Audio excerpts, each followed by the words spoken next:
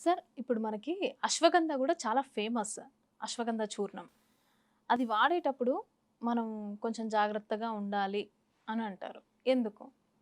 అది dose variation అమ్మా. హ్మ్. కాబట్టి తక్కువ డోస్‌లో వాడితే ఒక రకమైన ఫలితాలు కలుగుతాయి. ఎక్కువ డోస్‌లో వాడితే ఒక రకమైన ఫలితాలు కలుగుతాయి. ఎలాంటి ఫలితాలు? యాక్చువల్‌గా ఏంటంటే తక్కువ డోస్‌లో వాడుకోవడం వల్ల ఏమా శరీరానికి పోషణకి చాలా ఉపయోగపడుతుంది. అనేక రకాలైనటువంటి రుగ్మతలు రాకుండా ఉండేందుకు ఉపయోగపడుతుంది. వచ్చినటువంటి వ్యాధులు త్వరగా తగ్గేందుకు ఉపయోగపడుతుంది. హ్మ్. కానీ ఎక్కువ డోస్ వాడుకోవడం వల్ల వెయిట్ పెరుగుతారమ్మా. హ్మ్. సో చాలా మందికి తెలియక రోజు ఉదయం ఒక చెంచా, సాయంత్రం ఒక చెంచా తీసుకుంటుంటారనమాట ఇతర వ్యాధుల కోసం అని చెప్పేసి. హ్మ్. ఎప్పుడైతే ఈ వెయిట్ పెరుగుతారో వెయిట్ వల్ల ఆ యొక్క ప్రభావం చేత బాడీ మీద పడేసేసి ఇతర అనేక రకాలైన సమస్యలు కూడా వచ్చేదానికి అవకాశం ఉంటుంది. కాబట్టి ఆ యొక్క డోస్‌ను జాగ్రత్తగా కనుక్కొని వాడుకోవాలి మరి. హ్మ్. ఎందుకంటే అంతకంటే మేజర్ సైడ్ ఎఫెక్ట్స్ ఇబ్బందికరమైనటువంటి పరిస్థితులు ఉండవు గానీ, ముఖ్యంగా ఏంటంటే వెయిట్ పుటప్ అయ్యేటువంటి అవకాశం ఉంటున్నది. హ్మ్. డోస్ ఎక్కువ కావడం వల్ల ఇంకోటేంటంటే ఇది కొంచెం యాక్చువల్‌గా అశ్వగంధ జీర్ణం కావడం కొంచెం టైం తీసుకుంటుందన్నమాట. ఓకే. సో, అట్లా ఎక్కువ డోసులు తీసుకున్నప్పుడు ఏమంటే ఆకలి తగ్గిపోతుంది. ఎంత డోస్‌లో తీసుకోవాలంటారు? యాక్చువల్‌గా ఏంటంటే 1 గ్రామ్ నుంచి 2 ½ గ్రామ్స్, 3 గ్రామ్స్ వరకు తీసుకోవచ్చమ్మా ఇన్ ఓకే. జనరల్‌గా. ఓకే. అంతకంటే జనరల్‌గా అవసరం ఉండదు. ఒక టీ స్పూన్ లాగా అయితే ఎలా తీసుకోవాలంటారు? అంటే జనరల్‌గా మనకి రీచ్ అవ్వాలి అనంటే యెస్. యెస్. ఇప్పుడు టీ స్పూను, టేబుల్ స్పూన్ అమ్మా. ఆ! దాని గురించి కూడా మీరు అడిగారు కదా చెప్తాను. హ్మ్. టీ స్పూన్ అంటే 5-6 గ్రామ్స్ అమ్మా. హ్మ్. చిన్న చిన్న చెంచాలు అని చెప్పుకోవచ్చు. అవును. సో, టేబుల్ స్పూన్ అంటే గిన 3 టీ స్పూన్స్ అయితే ఒక టేబుల్ స్పూన్ అయితుంది. హ్మ్. అంటే ఆల్మోస్ట్ మోర్ దాన్ 15 గ్రామ్స్ అన్నమాట. హ్మ్. సో 5-6 గ్రామ్స్ అన్నమాట. ఎక్కువ టీ స్పూన్‌తోనే మనం ఆయుర్వేద మందులు ఎక్కువ వాడుకుంటుంటాం. Okay. So 1-2 ½ grams maximum 3 grams అంటే హాఫ్ టీ స్పూన్ వరకు వాడుకోవచ్చు మనం. హ్మ్. సో 1 టీ స్పూన్ 5-6 గ్రామ్స్ అంటే అందులో హాఫ్ టీ స్పూన్ మాక్సిమం వాడుకోవచ్చు. అంతకంటే అవసరం ఉండదు. ఓకే. సో ఈ అశ్వగంధ అనేది దీని యొక్క పేరు ఎలా వచ్చిందంటే గుర్రం దగ్గర ఎలాంటి వాసన ఉంటుందో ఈ యొక్క మూలిక ఆ వేరు మనం స్మెల్ చూస్తే కొంచెం ఆడగా ఉంటది. ఇస్తాం. అశ్వగంధ కేవలం గుర్రం దగ్గర ఉన్నటువంటి వాసనే అది ఉంటుందన్నమాట. హ్మ్. దాన్ని శుద్ధి చేసి ఔషధాల్లో వాడుకుంటారమ్మా. హ్మ్. సో అశ్వగంధతో తగ్గనటువంటి జబ్బు ఉండదమ్మా. హ్మ్. అందుకే మన పెద్దలు వీటినంటిని దృష్టిలో ఉంచుకొని వేలాది సంవత్సరాల క్రితమే ఆ రోజుల్లో మరి ఇంత టెక్నాలజీ లేదు, ఇన్ని జబ్బులు లేదు, ఇంత వైజ్ఞానిక విజ్ఞానము ఈ పద్ధతిలో ఈ సైంటిఫిక్ పద్ధతులు లేకపోయిన రోజుల్లోనే ఆ రోజుల్లోనే మరి వాళ్ళు అంత నాలెడ్జ్‌ని గెయిన్ చేయగలిగినారంటే రియల్లీ అప్రిషియబుల్ అమ్మా. అందుకే ఈ అశ్వగంధని పెన్నేరు గడ్డలు అంటారమ్మా. హ్మ్. కొన్ని మామూలుగా ఈ పల్లెల్లో హ్మ్. పల్లెటూరు ప్రాంతాల్లో పెన్నేరు గడ్డలు. ఓకే. ఈ పెన్నేరు గడ్డల గురించి చెప్పుకోవాలంటే పేరు లేని వ్యాధికి పెన్నేరు మందు అని చెప్పేసి ఉందమ్మా.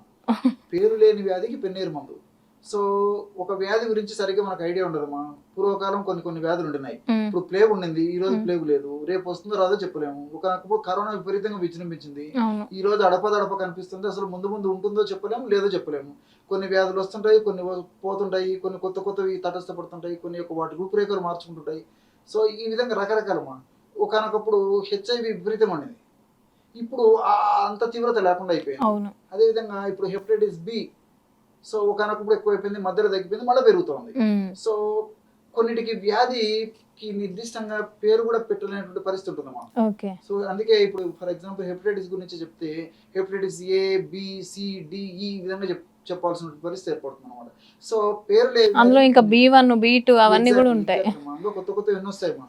సో పేరు లేని వ్యాధికి పెన్నేరు మందు. హ్మ్. సో వ్యాధి పలాంటిని తెలియకపోయినా పెన్నేరు వాడుకోవడం వల్ల ప్రమాదం నుంచి బయటపడతాం అన్నటువంటి ఉద్దేశంతో మన పెద్దల మాట సద్దిమూట అన్నట్లు హ్మ్. వాళ్ళు పెద్దలు మంచిగా మన గైడెన్స్ ఇచ్చి చెప్పడం జరిగిందన్నమాట. హ్మ్. కాబట్టి అన్ని జబ్బులకు పనిచేస్తుందమ్మా. ముఖ్యంగా ఏమంటే వ్యాధి నిరోధక శక్తిని పెంపొందించేటువంటి ఔషధాల్లో అత్యద్భుతమైనటువంటి అగ్రస్థానాన్ని పొందినటువంటి ఔషధం అశ్వగంధ అంటే అతిశక్తికరమ్మా. ఓకే. ఇంకొకటి ఏంటంటే ఈ రోజుల్లో మానసిక ఒత్తిడి. హ్మ్. సో ఈ మానసిక ఒత్తిడి వల్లనే అనేక రకాల జబ్బులు వస్తున్నాయమ్మా.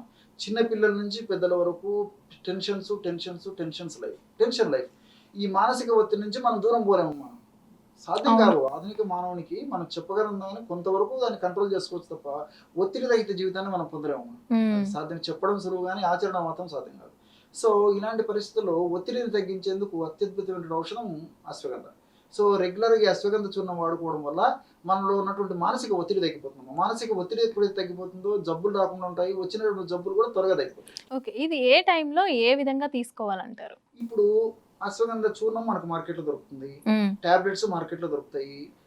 లేహ్యం హల్వాలా ఉంటుందమ్మా. అశ్వగంధ హ్మ్. లేహ్యం అని చెప్పేసి దొరుకుతుంది. చిన్న పిల్లలు బాగా టేస్టీగా ఉంటుంది కాబట్టి చిన్న పిల్లలు బాగా తీసుకోగలరు. హ్మ్. అదేవిధంగా టానిక్స్ దొరుకుతాయి. తర్వాత ఘృతం అమ్మా. అంటే మెడికేటెడ్ గీస్ మ్మ్. అశ్వగంధ తయారు చేసినవి దొరుకుతాయి. ఓకే. తర్వాత ఆయిల్స్ దొరుకుతాయి. ఇలా రకరకాల ఫార్మ్స్ లో అశ్వగంధ దొరుకుతుందమ్మా.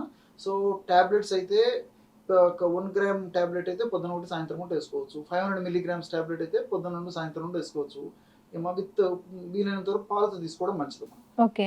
అదేవిధంగా పౌడర్ అయితే నేను ఇంతకుముందు చెప్పినట్టు 1/2 టీ స్పూన్ వాడుకోవచ్చు. హల్వా అయితే మరి చిన్న పిల్లలు అయితే 1/2 టీ స్పూన్, కొంచెం పెద్ద పిల్లలు అయితే 1/2 టీ స్పూన్, మ్మ్. మరి పెద్దవాడైతే 1 టీ స్పూన్ వరకు వాడుకోవచ్చు. మ్మ్. అదేవిధంగా టానిక్ అయితే 15 to 30 ml వరకు మనం 15 ml to 30 ml వాళ్ళ యొక్క వయసును బట్టి, శరీర తత్వాన్ని బట్టి, వ్యాధిని బట్టి, వ్యాధి యొక్క అవస్థను బట్టి, మ్మ్. ఇతర అనుబంధ లక్షణాలను బట్టి 15 minimum, 30 maximum. Okay. So equal water కలుపుకొని తీసుకోవచ్చు మనం. ఈ Okay. విధంగా అనేక రకాలుగా దీన్ని వాడుకోవచ్చు. సో వాటర్ తో తీసుకోవచ్చు, మనం పాలతో సో తీసుకోవచ్చు. పాలతో తీసుకోవచ్చు. ఓకే. సో దీనివల్ల ప్రయోజనాలు ఏమేమి ఉంటాయి? అంటే ఒత్తిడి తగ్గడమే కాకుండా ఇంకేమేమి ఉంటాయి? చక్కటి నిద్ర పడుతున్నామా? మ్మ్. అర్ధరోగ హరే నిద్ర, సర్వరోగ హరే క్షుధ అని చెప్పేసి పెద్దలు చెప్తుంటారు అమ్మా.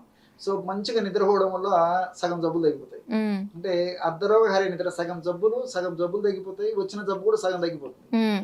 సో ఈ అశ్వగంధ చూర్ణం వాడడం వల్ల న్యాచురల్ గానేమా ఏం జరుగుతుందంటే మెదడులో నిద్రను కరగజేసేటువంటి మెలటోనిన్ అనేటువంటి హార్మోన్ చక్కగా ఉత్పత్తి అవుతుంది. మ్మ్. ఎప్పుడైతే న్యాచురల్ గా హార్మోన్ ఉత్పత్తి అవుతుందో నిద్ర వస్తుంది. మ్మ్. సో టెన్షన్ తగ్గుతుంది, చక్కటి నిద్ర వస్తుంది, వ్యాధి నిరోధక శక్తి పెరుగుతుంది, జబ్బులు రాకుండా ఉండేందుకు అవకాశం ఏర్పడుతుంది. అదేవిధంగా ఈ మానసిక ఒత్తిడి వల్ల వచ్చేటువంటి జబ్బులు రాకుండా ఉంటాయి.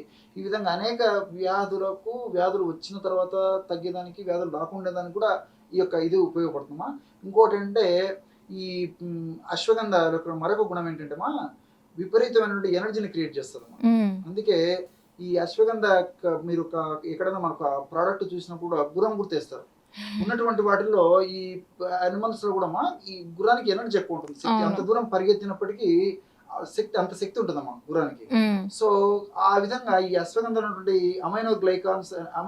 గ్లైకో అమైలో గ్లైకాన్స్ అని చెప్పేసి ఉంటాయి మా అశ్వగంధలో. మ్మ్. ఈ గ్లైకో అమైనో గ్లైకాన్స్ అనేటువంటి పదార్థాలు అశ్వగంధలో ఉండడం చేత అటువంటి గ్లైకో అమైనో గ్లైకాన్స్ ఉన్నటువంటి అశ్వగంధాన్ని మనం వాడుకోవడం వల్ల ఆ యొక్క ప్రభావం ఎలా ఉంటుందంటే మన సెల్స్ లో ఎనర్జీని, తర్వాత ఈ యొక్క శక్తిని కలగజేసేటువంటి మైటోకాండ్రియా అని చెప్పేసి ఉంటాయమ్మా.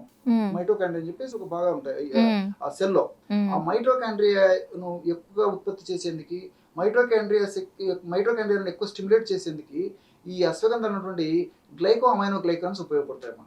సో మనం ఎప్పుడైతే ఈ అశ్వగంధ చూర్ణం వాడుకుంటామో అప్పుడు జనరల్గా ఏమంటే విపరీతమైన శక్తి వస్తుందమ్మా. మ్మ్. ఈ రోజుల్లో చిన్న చితగా మీరు గమనిస్తుంటారమ్మా, చిన్న పిల్లల నుంచి కూడా నీరసము, నిస్త్రణ, బలహీనత, అంతుచిక్క నీరసం.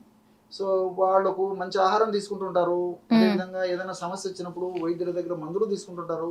కానీ వాటిది వీడి దారి వీడిది. మ్మ్. 4 అడుగులు ఏమంటే చేత కాదు. మ్మ్. ఏదైనా బ్యాగ్ మోయాలంటే జాయింట్ పెయిన్స్ కి కూడా వాడతారు.